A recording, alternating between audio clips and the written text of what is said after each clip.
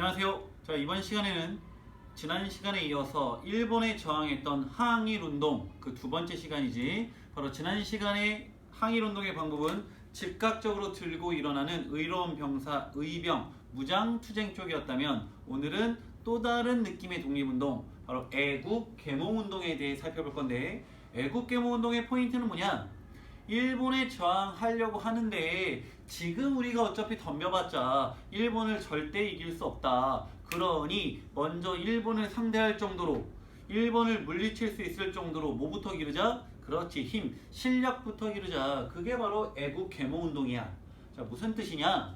애국, 나라를 사랑하는 마음으로 계도시키다, 깨우치게 하다, 무지, 몽매, 낙후되어 있고 멍청하고 발전이 아직은 부족한 조선을 깨우치게 하다, 발전시키자. 그게 바로 애국 계몽운동이야. 그러면 어느 분야를 특히 강하게 해야 나라 힘이 세진다라고 생각했냐? 그렇지, 바로 교육과 경제 분야야. 바로 애국 계몽운동을 주장했던 아이들의 공통적인 주장은 뭐냐? 우리나라 교육과 경제 분야의 힘, 실력을 길러야 된다. 그래야 이 나라가 발전하고 이 나라가 발전해야 일본을 물리칠 수 있다야. 자, 그러면 이 애국계몽운동 why? 도대체 왜 진행이 됐습니까? 라고 물어본다면 너무 쉽네. 나라가 지금 어떻게 되고 있으니까. 그렇지, 일본에 뺏기고 있잖아. 특히 어떤 늑약을 통해 더욱더 피부로 와닿지? 그렇지, 을사늑약. 이때부터는 간섭이 아니라 이제 박탈로 가잖아. 직접 우리를 지배하겠다고 통감부 설치까지 가잖아. 그러니 사람들이 느낀 거야. 아, 정말 나라 뺏기게 생겼구나. 그래서 을사늑약쯤을 전후로 해서 우리 스스로 되게 위기감이 온 거야. 아, 뭐라도 해야 되는데. 자, 그런 와중에 사회 진화론이 수용돼. 자, 무슨 말이냐? 진화론. 모든 생명체는 진화한다. 근데 그 속에 무시무시한 법칙이 있잖아. 약육강식, 자연도태, 적자생존. 즉, 호랑이가 배가 고파 토끼를 잡아먹는 건 나쁜 거다, 당연한 거다. 당연하다는 게 바로 이 진화론에 들어가 있는 개념이야. 즉, 진화가 늦어지면 도태되고 사라지게 된다. 어디도 마찬가지다. 사회도 마찬가지다. 강한 국가, 강한 민족이 약한 국가, 약한 민족 지배하는 건 나쁜 게 아니라 뭐하다? 당연한 거다. 그게 사회 진화론이야. 즉, 일본이 우리를 지배하려고 그러고 침략하는 건 사회 진화론에 입각하면 당연한 거야. 그럼 그 당연한 걸 우리가 벗어나려면, 그렇지, 일본만큼 힘이 세지거나 그 이상 힘이 세지면 된다야. 그래서 이런 원인들로 시작한 게 교육과 경제 분야의 실력 양성, 바로 애국 계몽운동인 거지. 자, 그럼 이 운동 누가 주도합니까? 이거는 뭐 배웠잖아. 지난 시간 거 기억나나? 독립운동의 흐름? 위정척사, 유생층이 주도했던 게 의병, 개화파, 개화 지식인들이 주도했던 게 애국계몽이잖아. 그러니까 바로 주도 누구야? 그렇지, 바로 개화파 지식인층이 주도했던 운동이 애국계몽운동. 자, 그럼 지금부터 이 애국계몽운동, 교육과 경제 분야의 실력 기르기 운동을 주도했던 5개의 단체를 배울 거야. 이 5개 단체는 다 애국계몽운동 단체거든? 그럼 다 뭐 했을까? 그렇지, 교육과 경제 분야의 실력 기르는 건 다 한 거야. 공통적인 걸 굳이 또 적고 또 설명할 필요 없잖아. 그럼 지금부터 이 5단체들의 주요 특징들을 정리하면 공부하기 좋잖아. 그럼 하나씩 들어가 보자. 첫 번째로 등장하는 단체, 보안해. 보안, 뭔가를 지켰던 애들인데 1904년에 만들어진 단체야. 자, 일본은 러일 전쟁이 진행됨과 함께 우리나라에게 뭘 요구하냐? 황무지 개간권을 요구해. 못 쓰는 땅 황무지를 개간, 쓸 수 있게 바꿀 수 있는 권한을 달라. 쉽게 말해, 못 쓰는 땅 지들이 고쳐서 쓰겠으니 땅 달라야. 토지를 달래. 그냥 뺏길 거야? 지켜야지. 그래서 보안회가 일본의 황무지 개간권 요구 싫어 반대 운동을 한단 말이야. 근데 놀랍게도 우리 일본에게 저항했던 운동 대부분은 실패했거든. 근데 이때 보안회가 성공해. 황무지 개간권을 지켜내는 거지.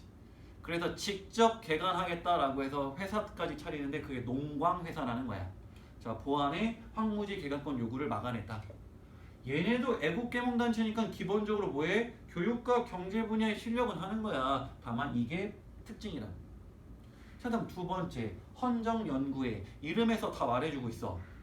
헌정, 헌법과 관련된 정치를 연구하는 애들이야. 바로 입헌군주제에 관련돼서 연구하고 주장했던 애들. 즉 황제의 존재를 인정하겠다. 군주의 존재를 인정하겠대. 다만 국민들이 대표를 뽑고 국민들을 위한 모도 정하자야. 헌법, 법을 정해서 법을 기준으로 정치하자야. 즉 황제와 왕의 권한을 낮추고 국민들의 권익을 좀 신경 써주자. 입헌군주제를 주장했던 단체. 그럼 기본적으로 얘네도 무슨 단체야? 애국계몽단체. 교육과 경제 분야의 실력 양성했고 특징적인 게 입헌군주정을 주장하고 연구했다라는 거. 자, 세 번째 단체. 대한자강회. 자강, 스스로 강해지려고 하는데 어디 분야와 어디 분야, 교육과 경제 분야의 발전을 통해. 그럼 얘네만 했던 특징적인 게 뭐냐? 1906년에 만들어진 단체인데 그 다음에 1907년에 우리의 아버지 고종이 강제 퇴위당하잖아. 그럼 대한자강의 입장에서 예스! 우리 황제 잘렸어 이랬겠어? 아니지. 아니 되옵니다. 황제 제발 떠나지 마십시오. 자르지 마십시오. 고종 강제 퇴위 반대 운동을 전개하게 되지. 자, 어느덧 벌써 네 번째 단체네. 대한협회는 설명할 것도 없고 하고 싶지도 않아. 왜냐? 친일파로 변절했던 단체거든. 자, 얘들아 여기서 고급 지식 하나. 아까 사회 진화론 기억해?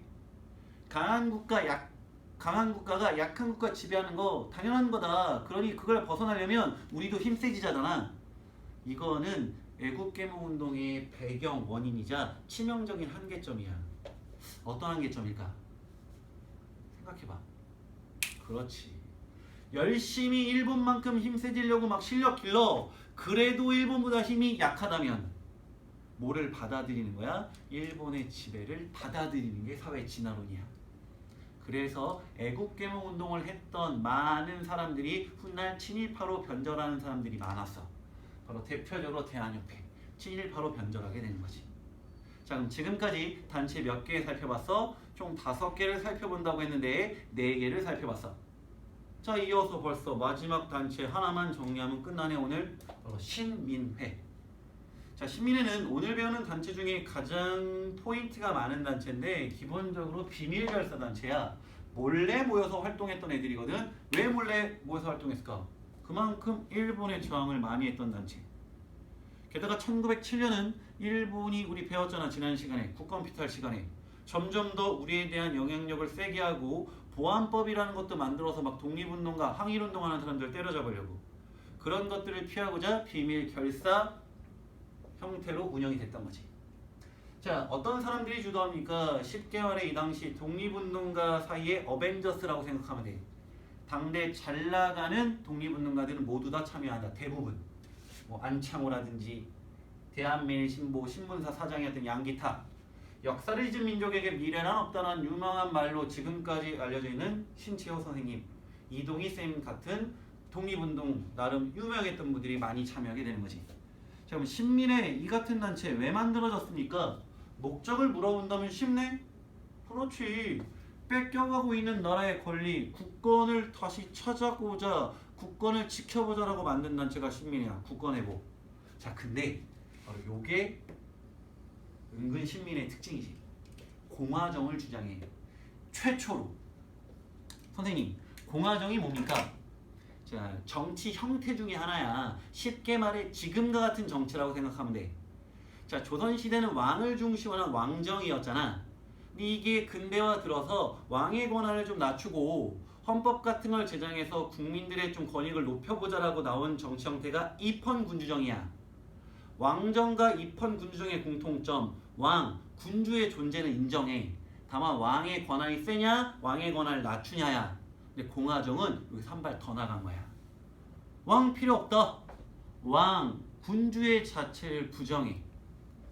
국민들끼리 대표 뽑아서 국민들의 대표가 법 정하고 국민들의 리더, 대통령도 우리가 뽑자야. 바로 지금처럼.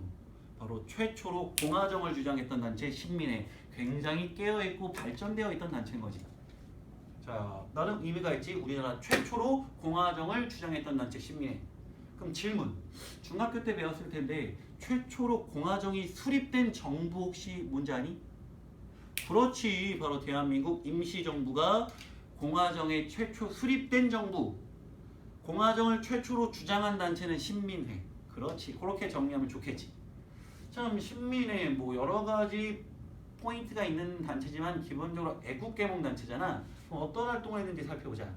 먼저 표면적, 겉으로 보이기에는 전형적인 애국계몽 단체. 어디 분야, 어디 분야? 교육과 경제 분야의 실력 기르는 단체. 교육, 학교 만들고. 경제, 회사나 도서관 같은 거, 출판사 만들어서 교육, 경제 분야 발전시키는 거야. 여기서 신민회가 다른 단체랑 다른 느낌이 뭐냐? 내면적. 안 보이는 데서 다른 준비도 했다라는 거지.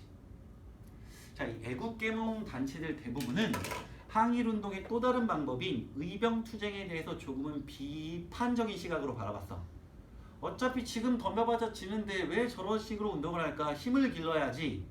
비판적인 느낌으로 바라봤거든. 근데 얘들아, 의병이 비판받을 존재야?